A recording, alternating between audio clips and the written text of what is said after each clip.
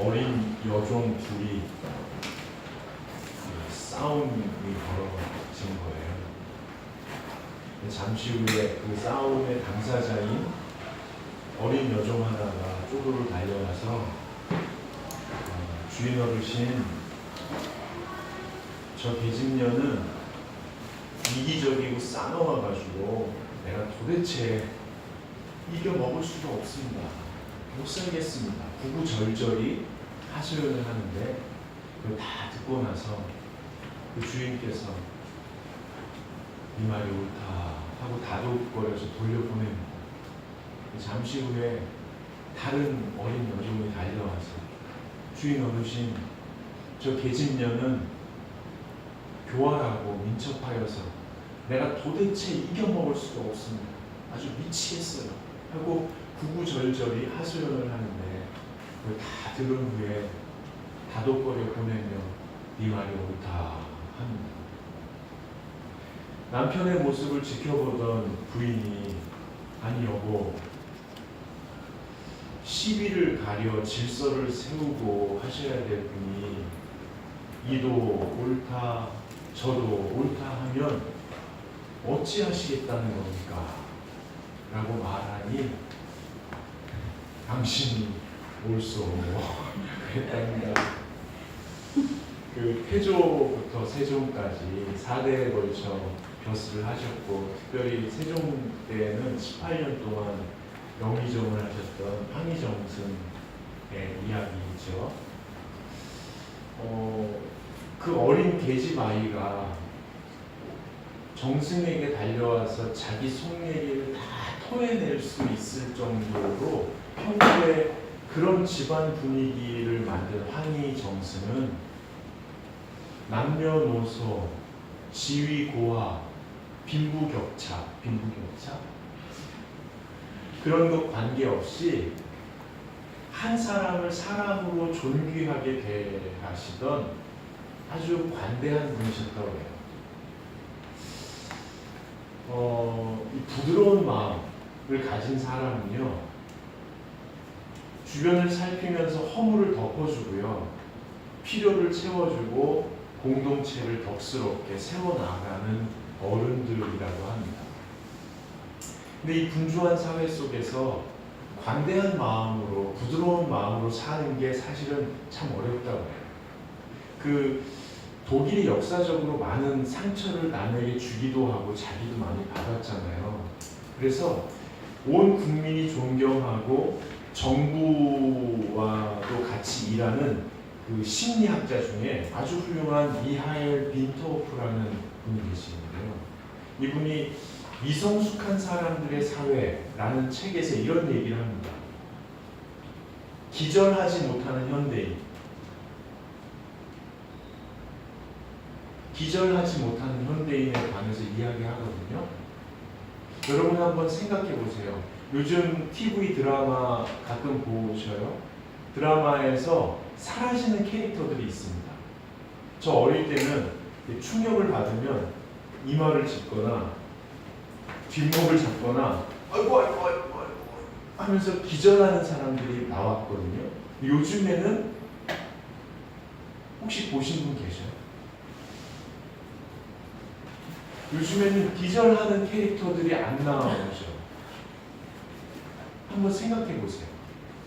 왜 그러냐면 이 미하엘 빈터호프의 진단에 의하면 이 성과 중심 사회의 분주함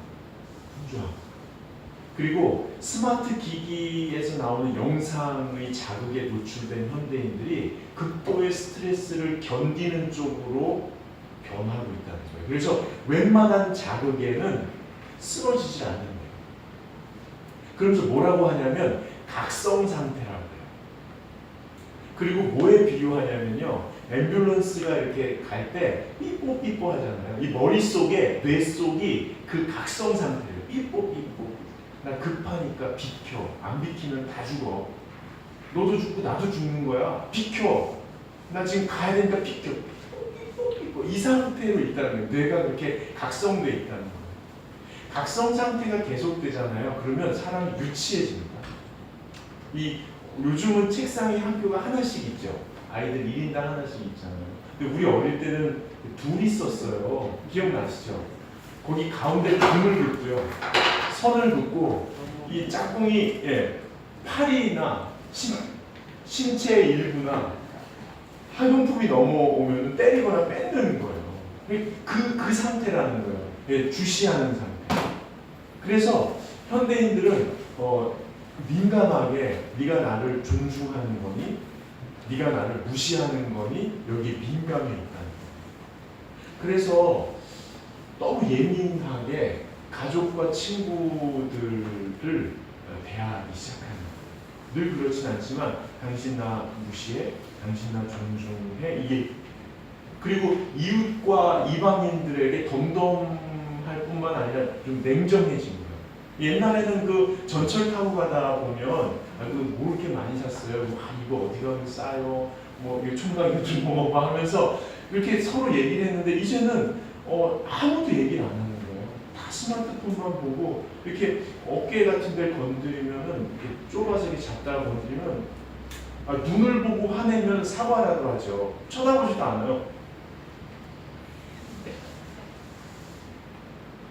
뭐 어떻게 하는 거예요? 이러고 있어요. 그리고 실수를 하거나 제 역할을 못하는 것처럼 보이는 사람에게는 냉혹하게 대하기까지 하는 것 같아요. 여러분 이런 사회에서 우리가 서로 관대한 마음으로 너그럽게 대하는 그런 관계의 복을 누릴 수 있을까요? 저는 누릴 수 있다고 보는 입장이에요. 왜냐하면 우리가 하나님께 죄를 지었잖아요. 그리고 하나님의 에덴 동산에서 쫓겨나면서 하나님과의 관계가 깨졌었죠.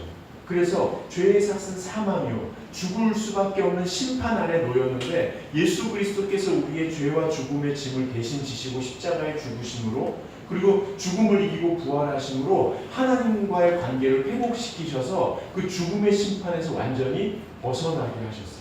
그리고 우리를 너그럽게 한없이 너그럽게 보시는 하나님의 은혜 가운데에서 소망을 품고 살 수 있게 하셨거든요. 그러니까 저는 그 믿음으로 우리가 관대한 관계를 너그러운 관계를 맺을 수 있다고 확신하는 입장이에요.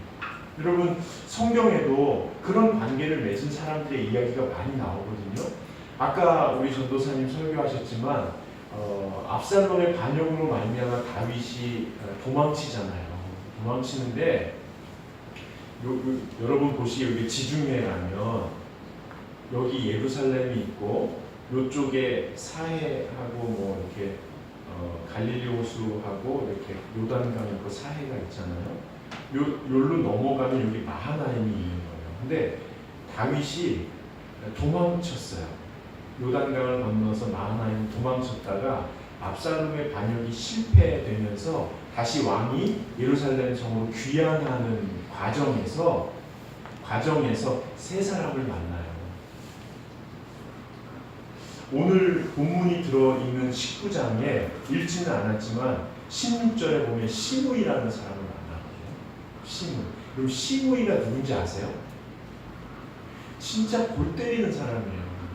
굳이 나오지 않아도 되는데 다윗 왕 일행이 급하게 도망쳤잖아요. 급하게 도망쳤는데 굳이 나와서 돌을 던지면서 너 그럴 줄 알았어.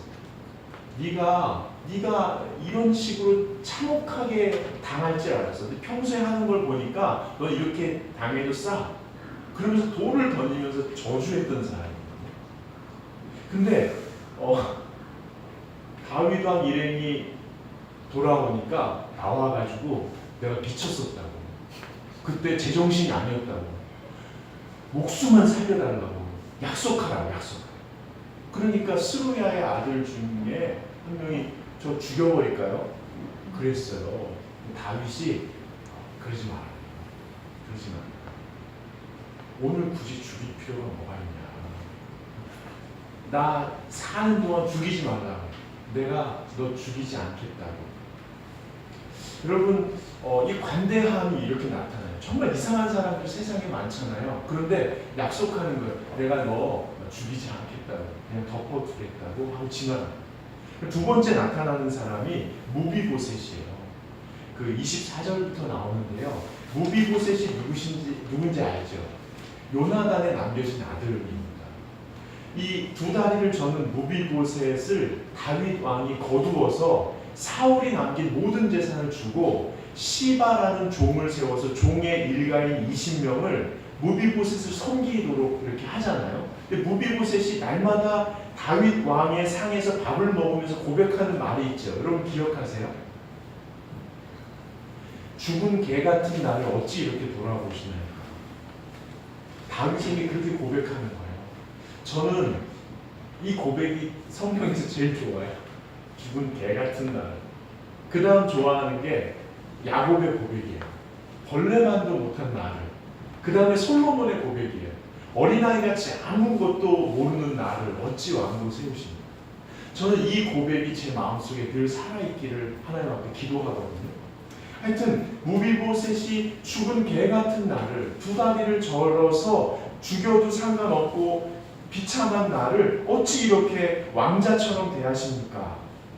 근데 왕이 도망갈 때 무비보셋이 안 나왔거든요. 같이 안 가고 대신 누가 나왔냐면 무비보셋의 종인 시바가 나온 거예요. 시바가 나와서 뭐라고 그랬었냐면 왜 무비보셋 안 나왔니? 그러니까 시바가 거짓말한 거예요. 무비보셋이 우리 아버지 요나단 할아버지 사울을 죽이고 왕이 되더니 꼴 좋다 저주받아라 그렇게 하고 안 나왔다는 거예요. 다윗이 얼마나 황당해요. 그러니까 이렇게 얘기했어요. 그러면 내가 무비보셋에게 줬던 모든 재산을 시바 네가 다 가져라. 그리고 도망갔었거든요. 근데 돌아오는데 무비보셋이 마중 나온 거예요. 너 그때 왜 안 나왔니? 그러니까 무비보셋이 설명하는 장면이에요. 제가 다리를 저니까요 나귀의 안장을 태우고 앉아서 따라가려고 했는데 시바가 막았습니다. 막고서는 내려오게 하고 왕한테 거짓말을 했습니다. 그 후로 저는 씻지도 갈아입지도 않고 왕을 기다렸습니다. 단 왕이 의심이 된다면 저를 어떻게 처리해도 좋습니다. 돌아오는 왕만 봐도 저는 행복합니다. 죽어도 좋습니다. 무비보셋의 말에 진실성 있죠. 시바가 거짓말한 게 분명한 것 같죠. 그 자리에 시바도 있거든요. 무비보셋도 있고. 근데 다윗이 참 너그럽게 대합니다. 잘잘못을 삼자대면을 해서 잘잘못을 가리는 게 아니고요. 내가 판단을 잘못했다 여기고 시바에게 다 줬던 재산 반을 잘라서 그 자리에서 무비보셋에 주고 덮어버립니다. 그리고 다시 길을 가는 거예요. 그 다음에 나온 사람이 오늘 본문에 나왔던 바르실레예요. 바르실레는 누구냐면 막 정신없이 도망갈 때 그 예루살렘에서 도망가서 요단강을 건너서 이 마하나임이라는 지역에 다윗 일행이 들어가거든요. 근데 그때 아무것도 없잖아요. 그러니까 먹을 것, 마실 것, 입을 것, 덮을 것, 살림할 것을 계속 공급했던 사람이에요. 다윗이 너무 고마우니까 이렇게 얘기하는 거예요. 우리 왕궁으로 들어가서 내가 당신에게 여생을 행복하게 보낼 수 있도록 상을 내릴 수 있도록 같이 갑시다.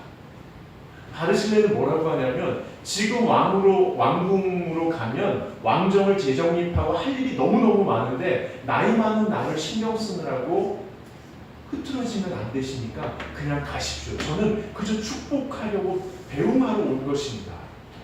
서로가 서로에게 잘해주려고 엎드리는 거예요. 여러분 저는 그리스도인의 관계가 이런 관계가 되면 좋겠어요. 서로가 서로에게 엎드리는 거예요. 목회자는 교우들에게 엎드리는 사람. 교우는 목회자에게 마음대로 하세요. 나는 엎드릴 테니까. 남편은 아내에게 엎드리는 사람. 아내는 남편에게 엎드리는 사람. 자녀는 부모에게 엎드리는 사람. 부모는 자녀에게 엎드리는 사람이 되는 왜 엎드리는 게 가능할까요? 여기 한번 보셔요. 오늘 32절 본문에 보면 저는 그 힌트를 얻을 수 있었거든요. 같이 한번 읽어보겠습니다. 바르실레는 매우 늙어 나이가 80세라. 그는 큰 부자이므로 왕이 마하나임에 머물 때에 그가 왕을 공개하였더라. 아멘. 여러분 바르실레는 큰 부자였대요. 이 큰 부자의 의미는 뭐냐면 그냥 부자가 있고 큰 부자가 있는데 정치, 경제, 군사적으로 이런 이제 힘이 있어서 다른 사람, 공경에 빠진 사람을 하나님의 마음으로 돕는 사람을 성경에서 큰 부자라고 하거든요. 근데 그것은 단어를 해석한 거고요. 영적으로 더 깊이 들어가면 하나님 앞에 엎드림으로 나의 능력과 나의 소유, 즉 시간과 재능과 에너지와 열정을 다른 사람을 도와 하나님 앞에 세우는데 힘쓰는 사람을 큰 부자라고 얘기했습니다. 그래서 이 히브리어 원래 의미에는 큰 부자가 아니라 큰 사람으로 나와 있어요. 즉 하나님 앞에 엎드리는 사람이 서로에게 엎드릴 수 있는 거예요. 하나님 앞에 엎드리는 사람, 하나님의 다스림을 받는 사람이 앞에 있는 한 사람에게 엎드릴 수 있다는 거예요.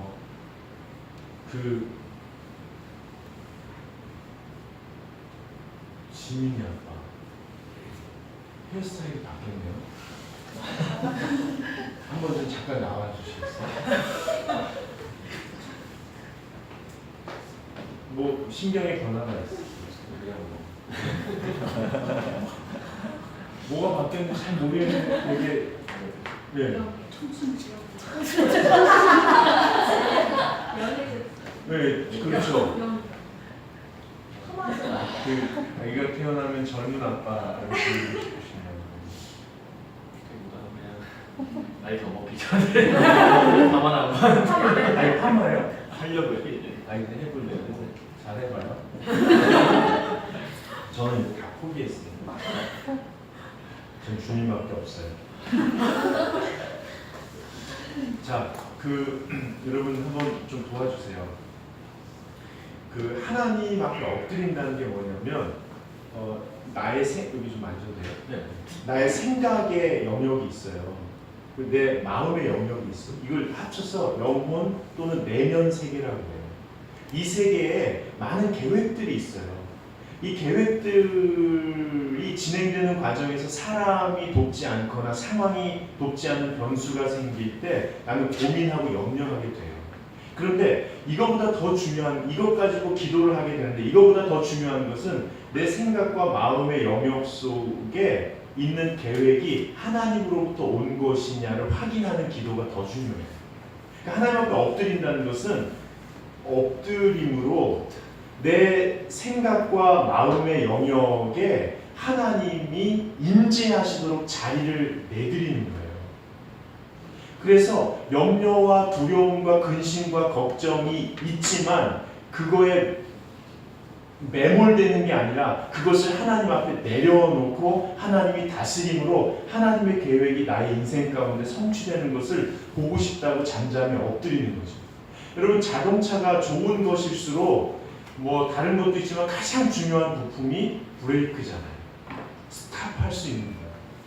하나님 앞에 내가 나의 계획을 이루기 위해서 분주하게 달려가다가도 하나님 계획이 잘 이루어지느냐 안 되느냐가 중요한 게 아니고 매 순간 내 생각과 마음을 내려놓고 하나님 앞에 엎드릴 수 있는 이것을 성경은 내가 나를 따라오려거든 날마다 너를 부인하고 내 십자가를 지고 나를 따를지니라. 바울은 이것을 내가 날마다 죽노라 라고 말씀했습니다.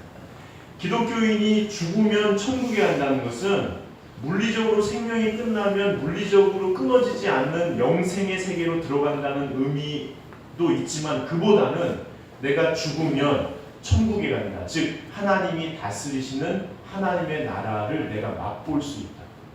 그래서 나의 계획과 사람들의 도움과 상황의 통제로 내가 잘 되는 게 아니라 나를 사랑하시고 나를 좋아하시고 잘 아시는 하나님께서 나를 이 땅에 보내실 때 갖고 계셨던 계획이 어떤 눈에 보이는 상황이나 사람들의 반응에 관계없이 지금도 영적으로 충분히 이루어지고 있다는 사실을 내가 마음과 생각 속에 받아들일 수 있는 것. 이것을 신앙인들은 신앙을 맛보아 안다라고 얘기해요. 신앙의 맛을 알게 된다라고 얘기합니다.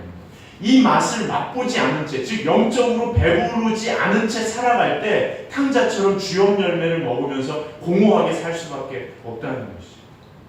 이렇게 하나님의 다스림을 받는 사람, 하나님이 나를 얼마나 사랑하시고 아끼시고 돌보시고 내가 머리와 마음으로 인식하는 것 이상 너머의 계획을 이루어 가시는 신실하신 하나님을 경험하는 사람들에게 나타나는 특징이 뭐냐면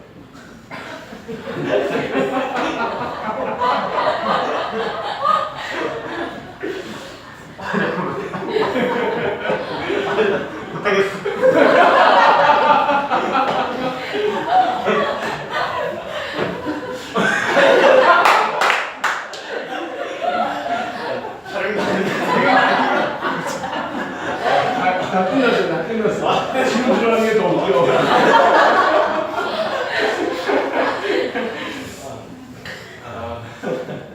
좀 이전대로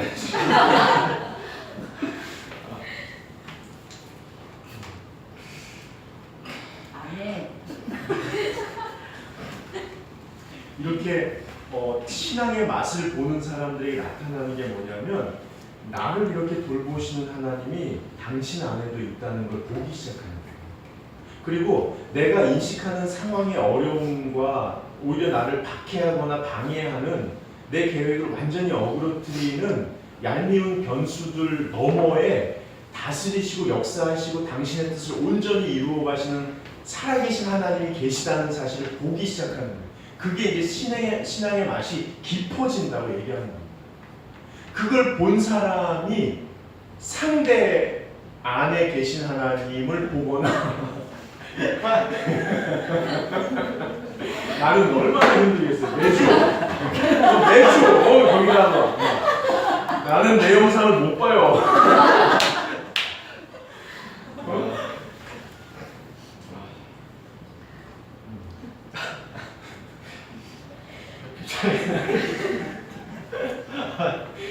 내가 들어갈 수도 있어요. 그래서 상대 하나님 앞에 엎드리는 사람이 상대방에게 엎드릴 수 있게 된다는 거예요. 박수 한번. 여러분 그 7월달 추천 도서인 그 순전한 사람 책이 조금 어렵긴 하면 짠느 기영의 순전한 사람을 한번 읽어보시면 참 읽기가 어렵습니다. 왜냐하면 딴 세계 사람 얘기 같거든요. 그런데 그 책을 읽으면서 제가 더 깊이 느껴요. 그 남편과 시어머니와 종에게까지, 인도는 이제 계급사니까 종에게까지, 뭐 옛날 얘기기도 하고 종에게까지 무시를 당하고 모든 주변 사람들이 그 사람들의 이야기만 듣고 비난하는 가운데 하나님 앞에 엎드린 그가 사람 앞에 어떻게 끝까지 엎드릴 수 있었는지를 보여주는 책입니다. 여러분 이 얼마나 아름다운지 몰라요. 이렇게 서로가 서로에게 함께 하시는 하나님을 바라보며 엎드리는 관계가 우리 안에서 회복될 수 있기를 축복합니다. 여러분 엎드리다 보면 그런 생각할 수가 있어요. 이렇게 엎드리는 거가 사실 무슨 의미가 있을까? 내가 엎드린다고 이 사람이 정말 나에게 엎드릴까? 그리고 엎드린다고 우리 공동체가 회복될까? 그리고 엎드린다고 내가 나중에 존귀 여김을 받을 수 있을까? 그리고 내가 내 존재 하나를 엎드리는 것으로 세상은 계속 서라고 하는데 내가 보이지도 않는 신 앞에 엎드려짐으로 정말 놀라운 일이 벌어질 것인가? 정말 의미 있는 인생을 살 수 있을 것인가? 정말 하나님께서는 나 작은 영혼이 엎드리는 것으로 영광을 받으실 것인가에 대해서 고민하는 순간이 우리 속에는 계속 있거든요. 여러분 제가 며칠 전에 플리트라는 영화를 보게 됐는데 거기 한 장면이 정말 잊혀지지가 않는 거예요. 그 성실하고 또 정말 서로를 존중하는 부부가 고등학교를 졸업하는 두 아들과 중학교에 막 입학한 딸 이렇게 다섯이 성실하게 살지만 가난하게 살고 있었거든요. 근데 왜 가난할 수밖에 없었냐면 이 남편의 남동생이 정신지체가 있어서 그 시설에 맡겼는데 그 시설이 너무 비싼 거예요. 그러니까 아무리 열심히 일해도 가난할 수밖에 없는 거예요. 그래도 이 부부가 서로 사랑하며 아이들을 잘 키우고 아이들도 잘 자랐어요. 근데 식사하고 있는데 아내가 이제 좀 그 삼촌 시설을 좀 싼 데로 이제 컸으니까 옮기고 우리 아이들 좀 잘 살 수 있게 좀 돌봐주면 어떻겠냐 이런 얘기를 했는데 남편이 이제 내 동생을 잘 하고 열심히 하기로 했지 않냐고 하다가 처음으로 아이들 앞에 큰 소리로 싸우게 됩니다. 그 장면을 보면서 우리 일생이 어쩌면 이럴 수도 있겠다. 잘 해보고 싶고 서로 잘 하고 싶지만 현실적인 상황 속에서 어려움을 날마다 이렇게 부딪히며 살아갈 수밖에 없고 그러다 보면 관대함을 잃을 수도 있고 그러다 보면 부딪힐 수도 있고 그 건조한 일상 속에서 버티는 것이 참 피곤할 수도 있다. 근데 제가 인상 깊었던 장면이 뭐냐면 그날 밤에 아버지가 딸에게 찾아가요. 미안하다. 네가 잘못한 게 아니라 우리 가족은 여전히 사랑한다. 내려가거든요. 근데 또 엄마가 또 올라가요. 미안하다. 나는 너희 아빠를 정말로 존경하고 사랑한다. 좋은 분이다. 우리 다 같이 잘 이겨낼 수 있다고 이렇게 얘기해요. 딸이 그걸 받아들입니다. 이런 관대함은 거칠음을 피해갈 수는 없는 것 같아요. 그렇지만 광야 같은 삶, 또 사막 같은 곳에서도 모든 것을 이루어 가신 하나님 앞에 또 엎드리는 믿음의 결단. 그래서 빛이신 주님을 다시 한번 바라보는 것. 그래서 나의 엎드림으로 하나님께서 영광 받으실 것을 기대하는 것. 여러분 빌립보서 2장 5절부터 11절까지 말씀을 한번 펴보세요.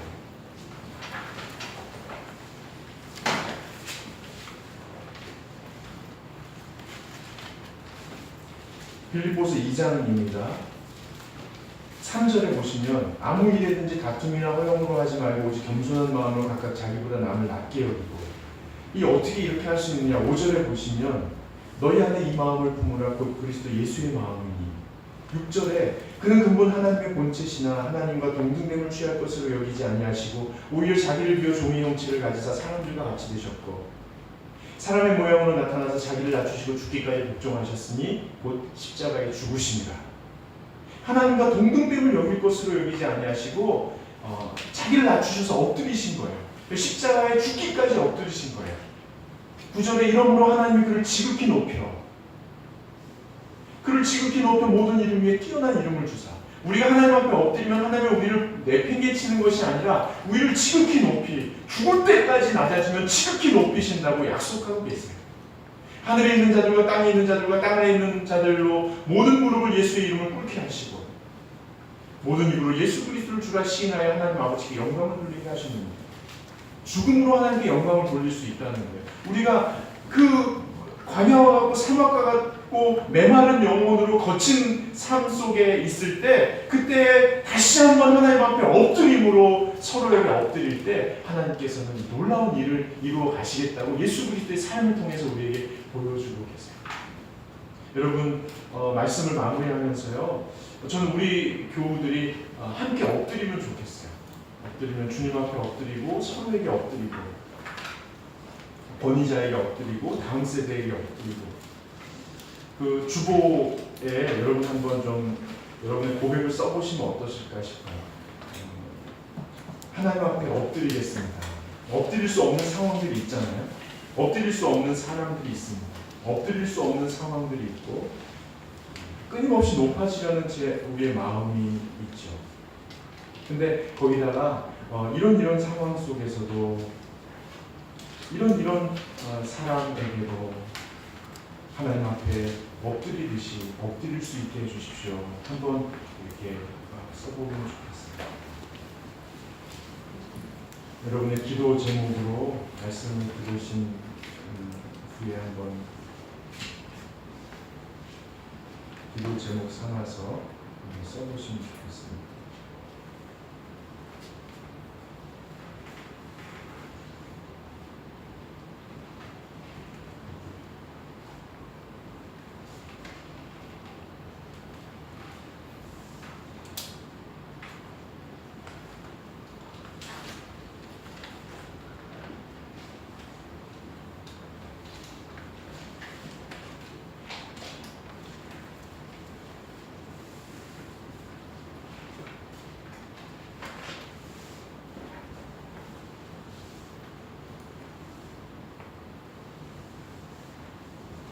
있으셨습니까? 하나님 앞에 엎드림으로 하나님의 다스림을 받고 신앙의 맛을 깊이 깨달아 서로에게 함께 하신 하나님을 믿음의 눈으로 바라보며 엎드릴 수 있는 관계, 너그럽고 관대한 관계, 허물을 덮어주고 필요를 채워주는 관계, 마음의 부담을 덜어주는 관계, 다음 세대를 축복하며 지지하는 관계를 맺을 수 있도록 이렇게 적어보시면 좋겠습니다. 이제 일어나셔서 주는 완전합니다 부르실 때 여러분 기록하신 그 기도 제목을 주님 앞에 좀 올려드리면 좋겠습니다. 기도하는 마음으로 이 노래를 함께 부르시겠습니다.